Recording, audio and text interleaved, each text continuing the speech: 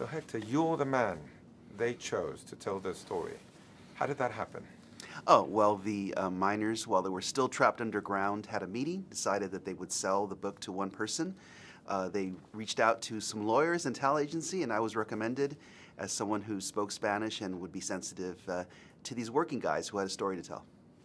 And what was it about this story that made you want to tell it? To me, this is the epic story of our times, the epic adventure story of our times. It's the modern-day Odyssey. It's these guys undergoing this adventure underground for 69 days while the world watches, trying to reach home again. And it was a story of working guys who found themselves in an extremely difficult situation. But at the end of the day, there are many accounts, many stories in this story. Yes. I was very interested in knowing how you managed to piece it together to write such a great book. Well, you know, there were 33 stories of 33 men and their relatives and the rescuers, but it was my job to tell one story, to tell it like an omniscient narrator, to write it like a novel. And so that was my mission, was to think of my one eye as a novelist, as a writer, and to tell the story the way Homer would have told it, the way a poet would have told it. And what part of that whole process did you enjoy the most? Was it doing the research, interviewing them, thinking how you would do it, actually writing it? You know, it was sitting down with each one of these guys. I mean, they were men who, when I first met them, were only a few months away from having been rescued. And they were still wrapped up in the wonder of it, in the strangeness of it. They had gone to work one day in this lousy place to work, really hot, humid, dusty. No one really wanted to work there. And they came out being world-famous miners, you know, the most famous miners on Earth. They had survived hunger. They had been tortured by the noise of the mountain. And so they were just in awe of what had happened to them. And just to sit down with these guys who had an amazing story to tell.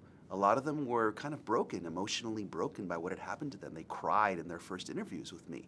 So just sitting there with them, listening to them, one right after the other, it was just an amazing experience.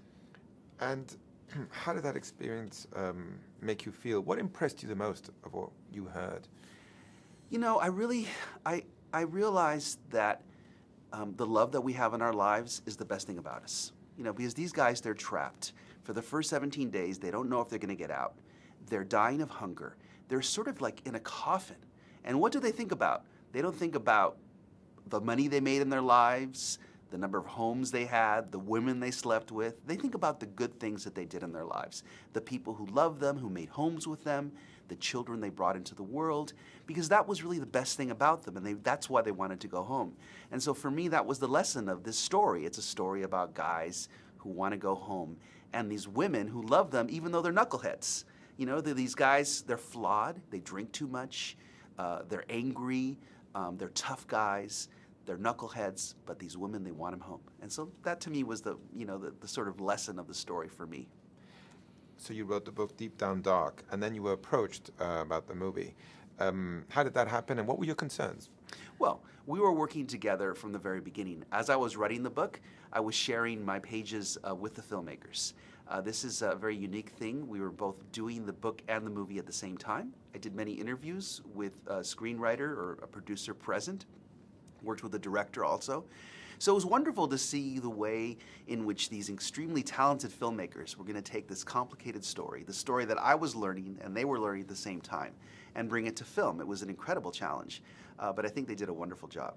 How was your relationship with producer Mike Medavoy? It's really been the driving force to make this film, and director Patricia Riggen.